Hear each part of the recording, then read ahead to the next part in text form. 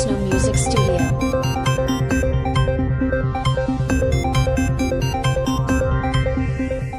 తెలంగాణలో అత్యధిక ప్రాధాన్యత కలిగినటువంటి వ్యవసాయానికి ప్రాధాన్యత ఇవ్వాలని గౌరవనీయులు శ్రీమతి సోనియా గాంధీ గారు, రాహుల్ గాంధీ గారు, ఖర్గే గారు వచ్చినటువంటి అనేక సందర్భాల్లో అనేక సమావేశాల్లో ఇదే వరంగల్లో డిక్లరేషన్ కూడా ఇచ్చారు.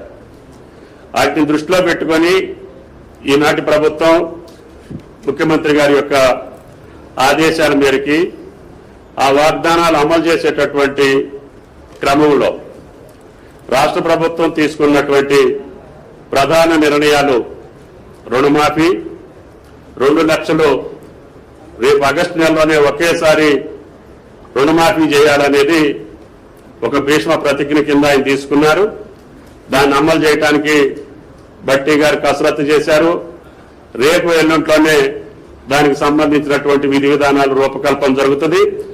ఆగస్టులోనే రుణమాఫీ 2 లక్షలు చేయాలనేది ఈ ప్రభుత్వం యొక్క లక్ష్యం. రెండోది వచ్చేసి రైతు భరోసా.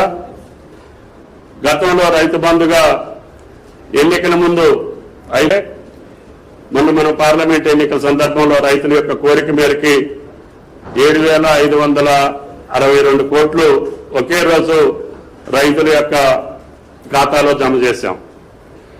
ఈ 2 పథకాలతో పాటు మళ్లీ మనం రైతు భరోసా చేయాలంటే గతంలో జరిగినటువంటి రైతు బంధులో జరిగినటువంటి పద్ధతుల్ని రైతులకు ఏ రకంగా ఉపయోగపడ్డాయి, భవిష్యత్తులో మనం దీన్ని ఏ రకంగా చేయాలి అనేటటువంటి రైతుల అభిప్రాయం కోసమే ఈరోజు ఈ సమీక్షను పెట్టుకున్నాం.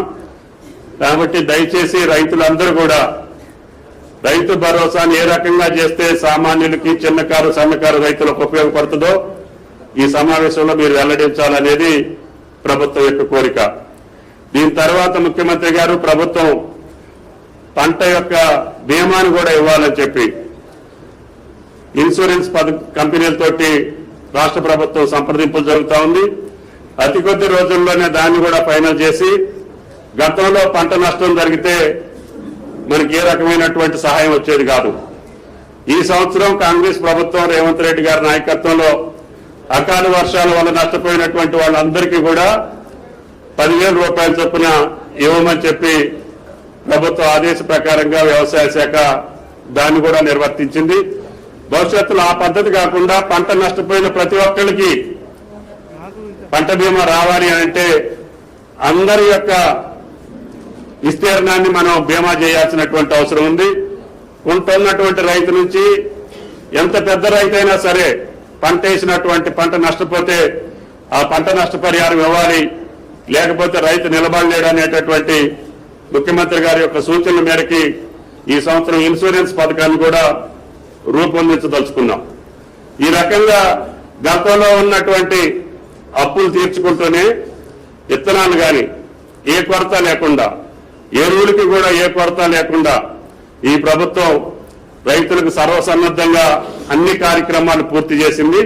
కాబట్టి దయచేసి రైతులు ఈ రైతు భరోసా మీదనే మీ సలహాలు, మీ సూచనలు ఇవ్వాలని చెప్పి కోరుకుంటూ సెలవు. Thank you.